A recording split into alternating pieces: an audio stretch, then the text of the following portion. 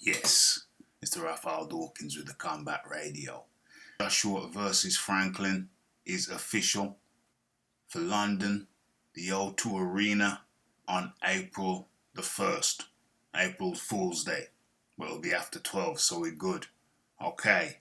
And Kevin Barry endorses Joshua's new coach, Derek James. And does he slip a little diss of Joseph Parker in there? Okay, well, let's get into it and find out. Well, I tell you what, obviously he thinks it's the right move. Derek James is a very good trainer, very experienced trainer. You only have to look at the work he's done with Charlo and the work he's done with Errol Spence, to know that the guy knows his stuff. Yep, that's true. Charlo, currently working with one of them. And of course, Errol Spence, who's a little bit MIA at the moment. But let us press on. I think what we saw with Jermaine Franklin in the Dillian Whyte fight was a guy who takes a punch very well, a guy who is going to bring it. He's going to come to you and he's going to fight. And I think a lot of people were actually surprised with the performance that he gave in that fight. Yeah, I was surprised. It was a pleasant surprise to see Franklin acquit himself so well against Dillian Whyte, and I actually endorsed Franklin as an opponent. I like it. You will have naysayers, but you'll always have naysayers. I think Joshua and Eddie Hearn have made a really good decision there in fighting him. It's a guy that's going to make Anthony Joshua fight. It's going to be an exciting fight, and the fact that a lot of people think that he should have got the decision against Dillian Whyte. That is true. I could have seen it going 2 rounds either way. It was a close fight, but ultimately, I came down on the side of Franklin losing the last 2 rounds. And I had 2 rounds in it, and it was the last 2 rounds that made Franklin lose for me. But it was a very close fight. Let us press on. Joshua hasn't fought a fight that's not a world title fight since 2015. That's crazy, yo. No non-title fight since 2015. That's mad. So this is a whole new deal for him, and I think it is extremely important that he looks good in this fight. Yeah. I was talking to a casual supporter, friend of mine, and he said, Joshua's got to get some wins. Fans want to see wins. He needs to get some wins. And I totally agree. Fans want to see wins. Come on now.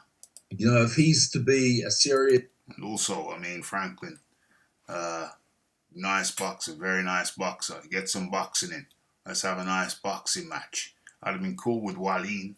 But I don't know. Wallin been playing the prima donna?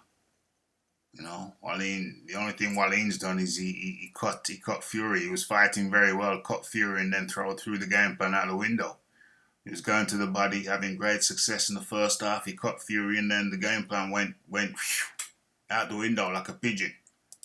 Player in the heavyweight division, and I believe he is very much a serious player in the division. Okay, so Kevin Barry then goes on to name a list of what he calls the serious players in the division.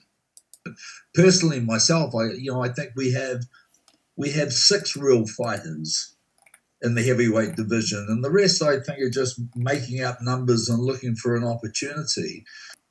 Obviously, we've got Tyson and Usyk, we've got Deontay Wilder, Anthony Joshua, Joe Joyce, and I believe Andy Ruiz. Hold on a second. Where's Joseph Parker in that mix? Obviously, we've got Tyson and Usyk, we've got Deontay Wilder, Anthony Joshua, Joe Joyce, and I believe Andy Ruiz. Did he omit Joseph Parker? Was that a mistake? Was that an oversight? Or was that his honest opinion? This is crazy, yo. And I think out of those 6 guys, we have the best guys in boxing at the moment. Well, that's his top 6. That's very interesting, leaving out Joseph. What's all that about? Okay, who else? What about honorable mentions? Any honorable mentions? Kevin Barry. We have some young guys coming through.